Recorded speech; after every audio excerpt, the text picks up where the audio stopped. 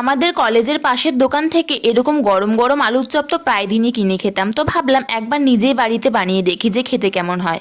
এর জন্য প্রথমেই কড়াইয়ের মধ্যে আদা বাটা, রসুন কুচি, পেঁয়াজ কুচি, লঙ্কা কুচি দিয়ে খুব ভালো করে ভেজে নেওয়ার পর দিয়ে দেবো সিদ্ধ করা আলু, পরিমাণ মতো লবণ, হলুদ এবং জিরে গুঁড়ো। সবকিছু খুব ভালো করে ভেজে নেওয়ার পর দিয়ে দিয়েছি গরম মশলা গুঁড়ো, সামান্য পরিমাণে বাদাম এবং ধনেপাতা কুচি। তোমরা চাইলে বাদাম দিতেও পারো বা নাও দিতে পারো। এরপর আলুর পুরটা খুব ভালোভাবে ঠান্ডা হয়ে গেলে তোমরা তোমাদের ইচ্ছে মতো যে কোনো শেপে তৈরি করে নিতে পারো। আমি এখানে গোল গোল করে তৈরি করে নিয়েছি। আর ব্যাটারের জন্য নিয়েছি আমি এখানে বেসন, সামান্য পরিমাণে খাওয়া সোডা, স্বাদ মতো লবণ, হলুদ, শুকনো লঙ্কা গুঁড়ো, সবকিছু ভালোভাবে মিশিয়ে অল্প অল্প জল দিয়ে একটা ঘন ব্যাটার বানিয়ে নিতে হবে। এরপর আর কি ব্যাটারের মধ্যে চুবিয়ে গরম তেলে ডুবিয়ে খুব ভালো করে লাল লাল করে ভেজে নিলে কিন্তু তৈরি হয়ে যাবে একদম গরম গরম আলুর চপ।